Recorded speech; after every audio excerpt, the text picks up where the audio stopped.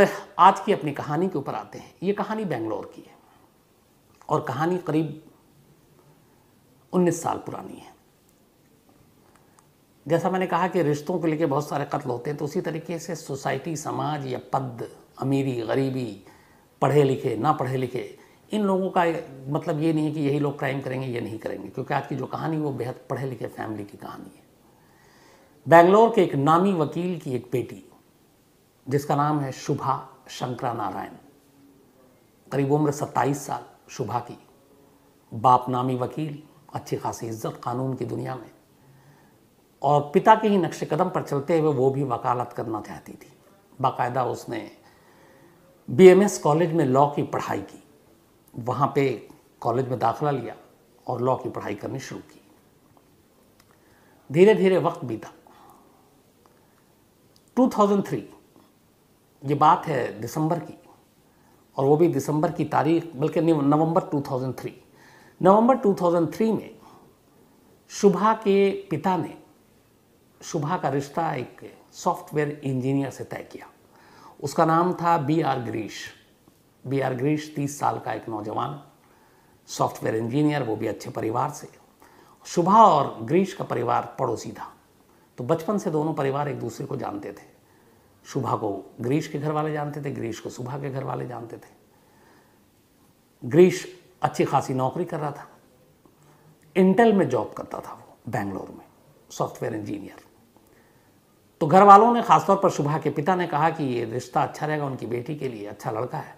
उन्होंने गिरीश के साथ 30 नवंबर 2003 को एंगेजमेंट कर दी, सगाई, और शादी अप्रैल 2004 में होनी थी।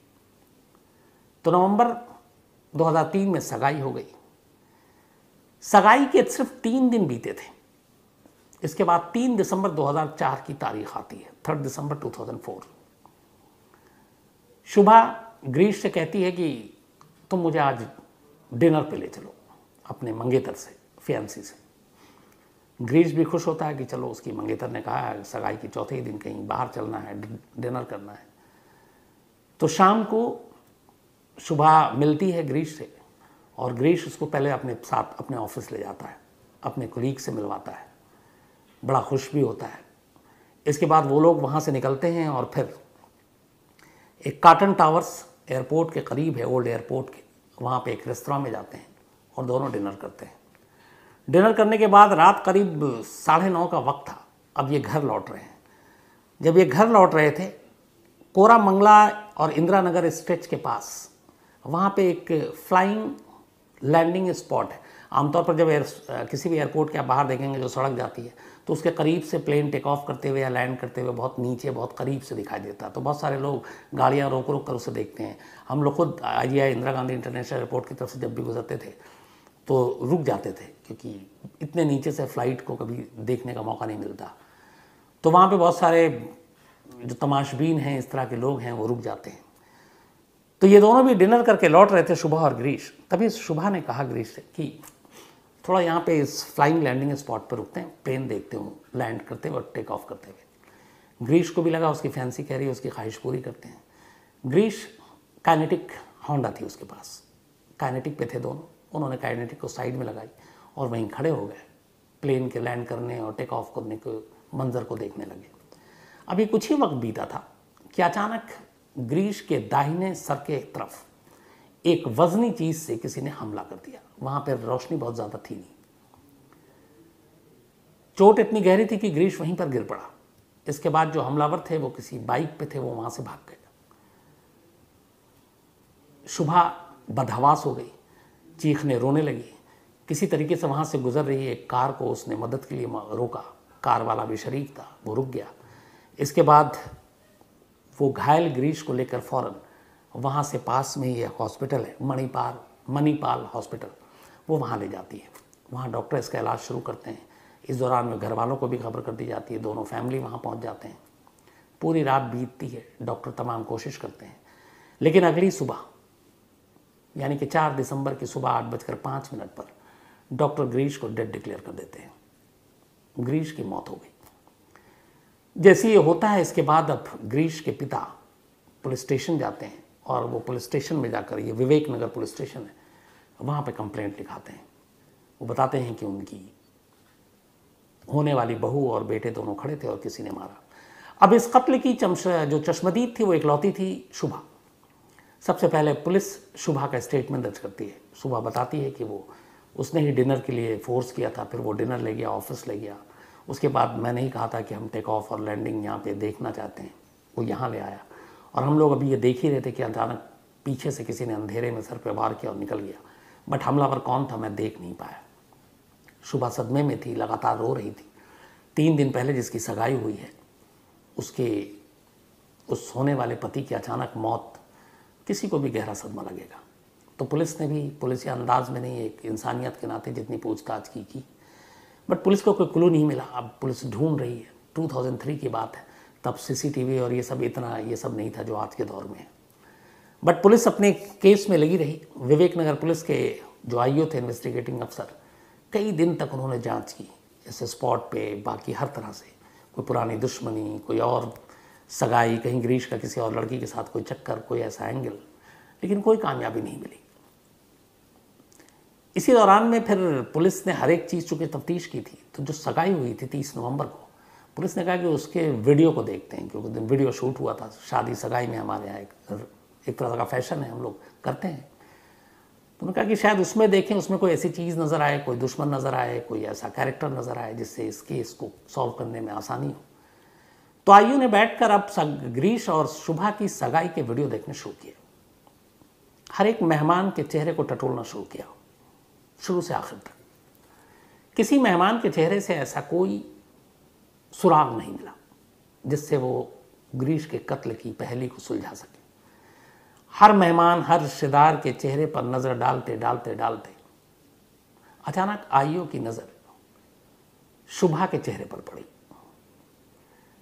जब उसने वीडियो देखना शुरू किया, उस पुलिस अफसर ने, इंस्पेक्टर ने, आईओ ने, इन्वेस्टिगेटिव अफसर ने, तो उसका पहला मकसद यही था कि इस सेरेमनी में आए हुए लोगों के चेहरों को पढ़ूं और कुछ ना कुछ उसमें से निकालूं।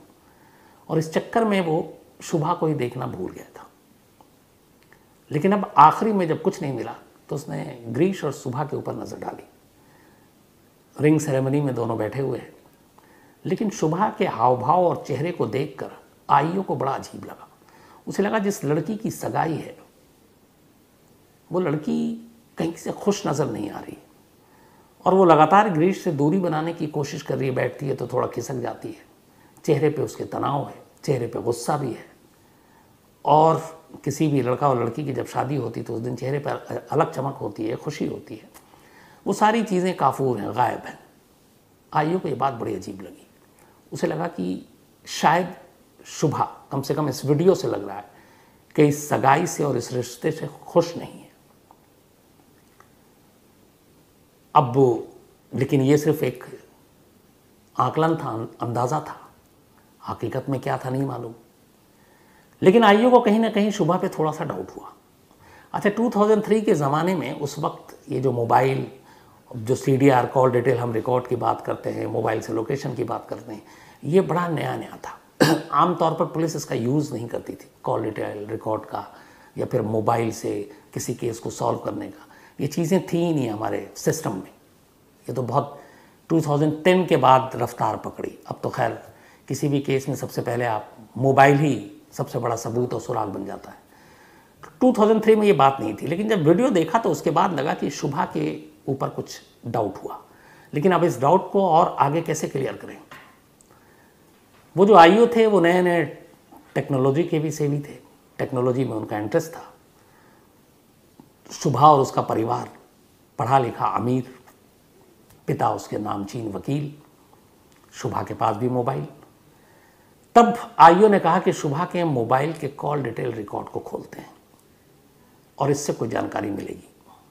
अब इसके बाद शुभा के मोबाइल को लिया गया, कॉल डिटेल रिकॉर्ड जो CDR है उसको छाना गया, तो पता चला कि उसमें एक नंबर पे लगातार बातचीत हो रही थी 3 दिसंबर 2004 को, जिस दिन ये इंसिडेंट हुआ। पुलिस ने सबसे ज़्यादा जो बात हुई थी उसी एक नंबर से हो रही थी। जब उस नंबर को ट्रेस किया तो पता चला कि ये नंबर जो है ये अरुण शर्मा नाम के एक लड़के का है, और जो अरुण है वो भी बीएमएस कॉलेज में लॉ की पढ़ाई कर रहा है, लेकिन शुभा से 2 साल जूनियर है। और ये नंबर अरुण का था और अरुण लगातार उससे बातचीत कर रहा था। अरुण वर्मा 19 साल का लड़का, शुभा से करीब 5-6 साल छोटा।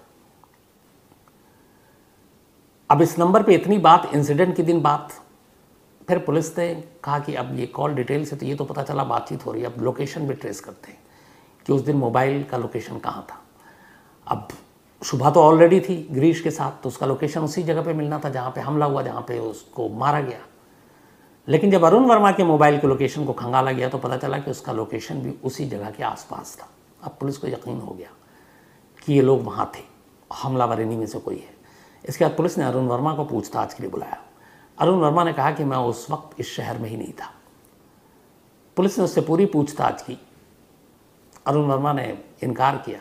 पुलिस को उस वक्त ये भी लगा कि पता नहीं मोबाइल के लोकेशन और ये कॉल जो CDR है अदालत में मानी जाएगी भी कि नहीं, क्योंकि तब तक ये सब चीज़ें मैंने जैसा बताया हमारे सिस्टम का हिस्सा नहीं हुआ करता था इतने बड़े पैमाने पे। तो पुलिस को लगा पकड़ लूँ और अदालत कहे कि ये क्या बेवकूफ़ी है, एक मोबाइल के भरोसे आप किसी को कातिल थोड़ी ठहरा सकते हैं, तो बेइज्जती होगी। आयु होशियार था, उसने अरुण वर्मा को पूछताछ करने के बाद छोड़ दिया, बोला जाओ। अरुण वर्मा बाहर निकलता है थाने से। इस दौरान में दोनों मोबाइल को आईओ ने रिकॉर्ड पे लगा दिया। वो और पुख्ता सबूत चाहता था। अरुण वर्मा पुलिस स्टेशन से बाहर निकलता है। बाहर निकलते वो पहला कॉल शुभा को करता है। कहता है आज मुझे पुलिस ने बुलाया और ऐसे से पूछताछ की। शुभा कहती तूने कुछ बताया तो नहीं?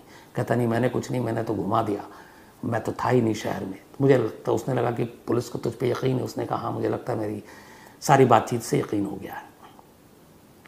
जब ये बातचीत हुई और रिकॉर्डिंग आई, पुलिस के सामने तस्वीर क्लियर हो गई। इसके बाद पुलिस सीधे शुभा को उठाती है। हालांकि शुभा को उठाना बिना सबूत के भी एक मुश्किल काम था, क्योंकि उसके पिता एक नामचीन वकील थे। लेकिन खैर पुलिस शुभा को उठाती है। उसके बाद उसके सामने सारे सबूत रखती है। कहती ये रहा तुम्हारा लोकेशन, ये तुम्हारी बातचीत और ये अरुण वर्मा का लोकेशन। इसके बाद अरुण वर्मा को उठाया जाता है। अरुण वर्मा थोड़ी ही देर में टूट जाता है। 19 साल का लड़का लॉ की पढ़ाई कर रहा है। पता चलता है कि शुभा अरुण वर्मा से प्यार करती थी और दोनों का रिश्ता करीब 2-3 सालों से था। कॉलेज में जूनियर था।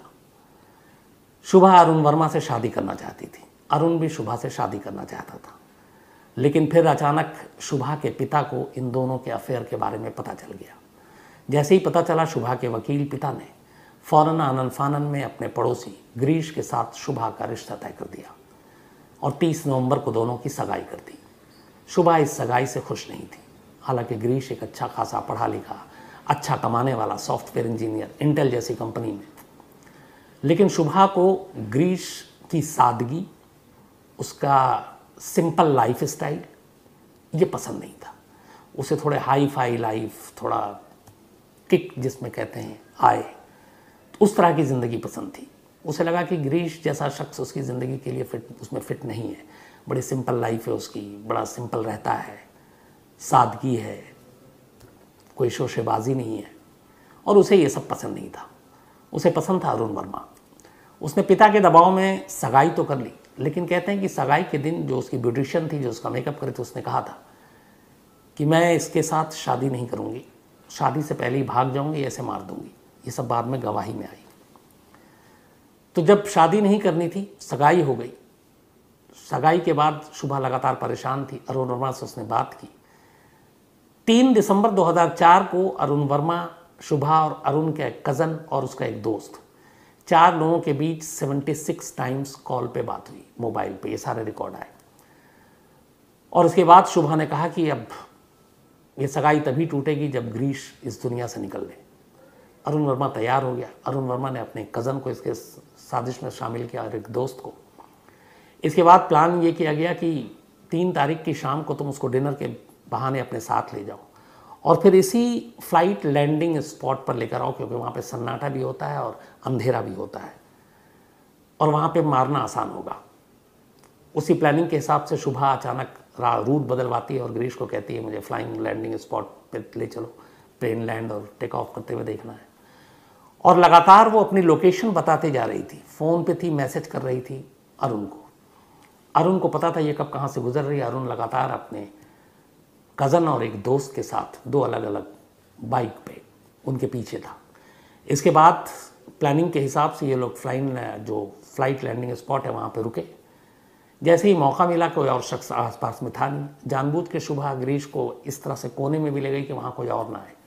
इसके बाद अचानक अरुण के दोनों कज़न और दोस्त उतरते हैं, अंधेरे में पीछे से चुपके से जाते हैं और लोहे के एक वजनी रॉड से गिरीश के सर के दाहिने हिस्से पर एक ज़ोर से मारते हैं।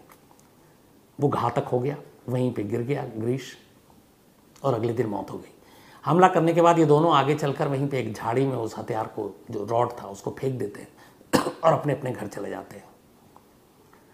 लेकिन एक आईओ के एक वीडियो देखकर सगाई की और उसमें एक चेहरा, एक होने वाली दुल्हन की खुशी नहीं है, पहला शक गया। कॉल डिटेल ने बाकी चीज़ें की और ये वो केस है जिसको अदालत ने बाद में ये सारे कॉल डिटेल, फ़ोन के डिटेल, इन सारी चीज़ों को माना। इसके बाद फास्ट ट्रैक कोर्ट में मुकदमा गया। बेंगलोर में ये खबर बड़ी सुर्खियों में रही। फास्ट ट्रैक कोर्ट में ये मुकदमा चला और ये जो गिरफ्तारी हुई थी करीब 50 डेज़ के बाद हुई थी कत्ल के, जब ये केस खुला था। उसके बाद फास्ट ट्रैक कोर्ट में मुकदमा चला 2004 से लेकर 2010 तक। मई 2010 में फास्ट ट्रैक कोर्ट ने शुभा, अरुण और उसके दोनों साथियों, कज़न और दोस्त, इन चारों को लाइफ इम्प्रिजमेंट यानी उम्र कैद की सज़ा सुनाई। इसके बाद ये मामला, इस सज़ा के ख़िलाफ़ चारों अक्यूज्ड हाईकोर्ट पहुँचे, कर्नाटक हाईकोर्ट। कर्नाटक हाईकोर्ट ने भी लोअर कोर्ट के फैसले को बरकरार रखा और इन चारों की उम्र कैद को बरकरार रखा। अब इनके पास आखिरी रास्ता सुप्रीम कोर्ट था। ये सुप्रीम कोर्ट गए। अब तक इनको जेल में रहते हुए करीब 10 साल हो चुके थे। अगस्त 2014 में सुप्रीम कोर्ट ने कहा कि अब इनके बेल पे या बाकी चीज़ों पे जो फैसला होगा वो तो होता रहेगा, फिलहाल इन्हें ज़मानत दे देते हैं। अगस्त 2014 में शुभा, अरुण, बाकी लोग ज़मानत पर बाहर आ गए और अब भी ज़मानत पर बाहर है। तो ये थी कहानी एक ऐसी लड़की की जिसे अपना फियांसी पसंद नहीं था, जिसे अपना होने वाला पति पसंद नहीं था, उसे किसी और से प्यार था, वो किसी और से शादी करना चाहती थी। तो जो मैंने शुरू में कहा, इसका एक तरीका ये भी था कि थोड़ा हिम्मत करके अपने पिता से कहती कि मुझे ये लड़का पसंद नहीं, मुझे ये शादी नहीं करनी, और आप करोगे। बहुत ज़्यादा होता तो भाग जाती अरुण के साथ। कम से कम किसी माँ बाप का एक जवान बेटा तो नहीं खोता। उन माँ बाप पे क्या बीती होगी। और इस कहानी का अफसोसनाक पहलू ये है कि करीब 140 से ज़्यादा हियरिंग्स हुई। गिरीश के माँ बाप वैसे ही टूट चुके थे उसकी मौत के। उसके पिता लगातार अदालत में जाकर हाज़िरी लगाते, हियरिंग सुनते। उन्हें बस एक ही उनकी तमन्ना और दुआ थी कि उनके बेटे के कातिलों को कड़ी से कड़ी सज़ा मिले।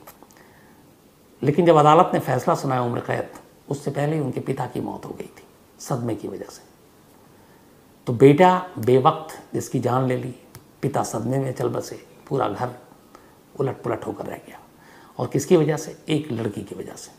उसे नहीं करनी थी शादी, नहीं करनी थी सगाई, तो साफ मना कर देती। गिरीश से भी शेयर कर सकती थी, हो सकता था गिरीश ही उसके घर वालों को समझा देता। लेकिन अब वो कातिल हो गई। जिसके प्यार में उसने कत्ल किया वो भी कातिल बन गया। और अब दोनों, एक ठप्पा लगा हुआ जिनके ऊपर कत्ल का वो दाग है, वो भी लग गया है। तो मालूम नहीं लोग ये सब करने से पहले ऐसा सोचते क्यों नहीं है।